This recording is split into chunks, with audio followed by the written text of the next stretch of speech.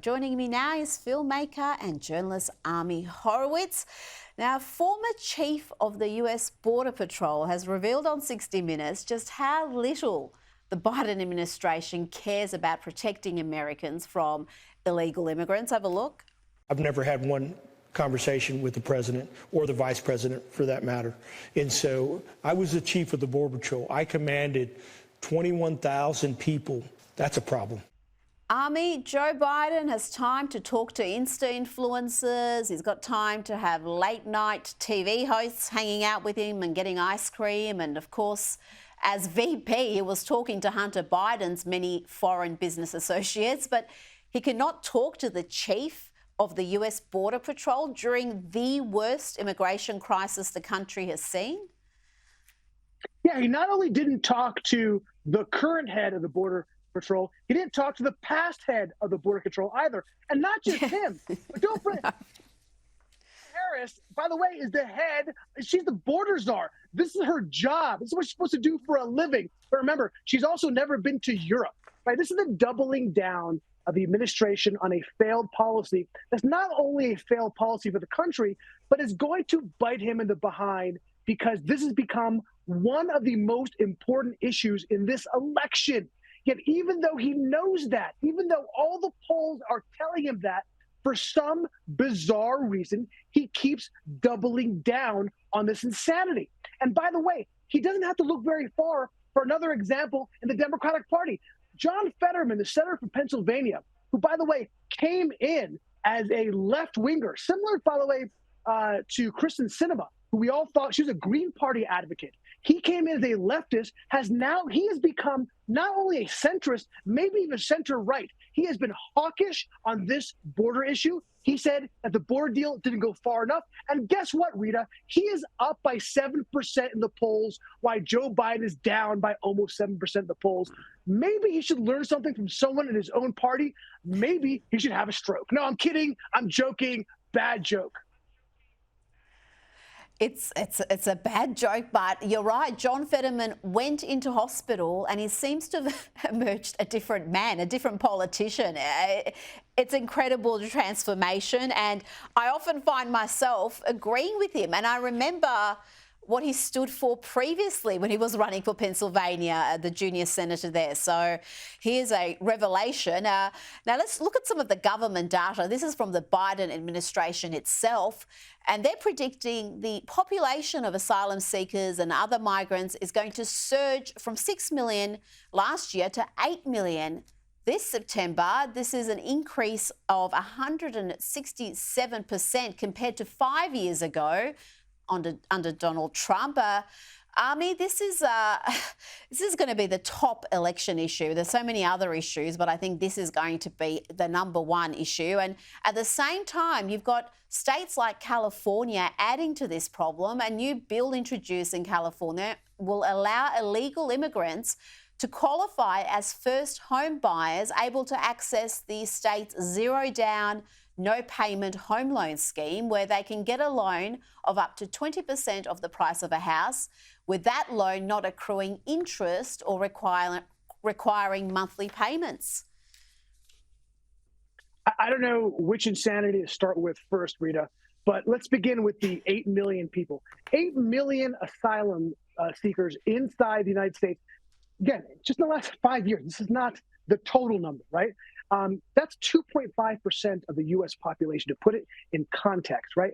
And again, what they're trying to do is make it. They have loosened what it takes to become an asylum seeker, right? This is what they've done to be a magnet for people to come to this country. And again, you have to. I think people in Australia don't really, even people in this country, don't fully understand what happens when you cross the border, and not when you get through and are not caught. When you are actually caught, they didn't give you a notice for when to come back, which could be up to 10 years from that day. Now, do they come back? Of course they're not going to come back. Why would they come back? And so, of course, yeah, they could be technically asylum seekers, but they're not going to be deported, not under this administration, for sure. And talking about the home loan they're giving, this is a home loan, to be clear, this is not a home loan given just to illegal immigrants. It's a home loan that is essentially free of interest to anybody who can't afford a home, which, by the way, in of itself, just doesn't make any economic sense for a state like California, but let's leave that aside. But they're allowing illegals to be part of this scheme. It is unbelievable to me, even for a state like California. Yet you want to ask why they're coming across the country. It's not because, like they say, the Biden administration, because of climate change, right? They're doing it because, of course, wouldn't you, Rita? Wouldn't you want to go to a place you can get a free home loan? Of course you would. That's what's bringing them here. That's why we have 8 million asylum seekers. It's incentives. It's pull factors, not push factors. And we know there are economic migrants. They're not awful people. Some of them are awful people and criminals, but the overwhelming majority are not. But if you don't have control of your borders, if you don't have a genuine asylum seeker process, then you're lost, and the US is lost in this area. Now let's hear from President Joe Biden. Here he is asked about his poor poll numbers, and listen to how delusional this man is about what's happening. Mr. President, what's your message to Democrats who are concerned about your poll numbers? My poll numbers, the last 5 polls you guys don't report, I'm winning. 5 in a row. You guys only look at the New York Times. They're a great paper.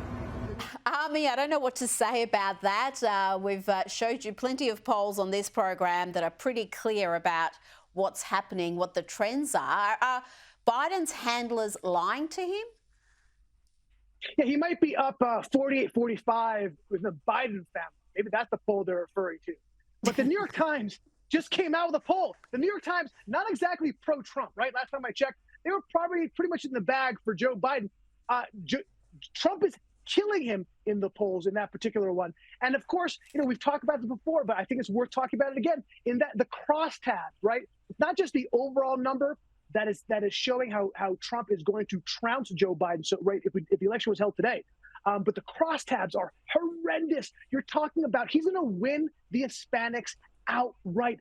46-40, he is winning Hispanics. This is coming from a president who they love to say talked about how he said all the criminals are Mexicans and how he loves Mexicans. Their tostadas are so great. That guy is up 46-40. Biden only has 66% of the black vote. That sounds like a lot. It's a majority, but that's down from 92%.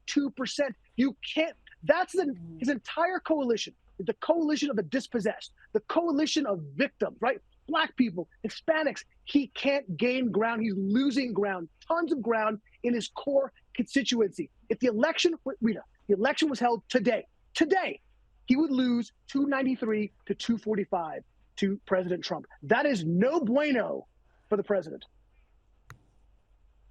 That's astonishing. I can't believe the black vote has plummeted that much for Biden, because it is normally such a solid voting bloc, 90% plus they can count on, and that's fracturing. Army Horowitz, thank you so much for your time.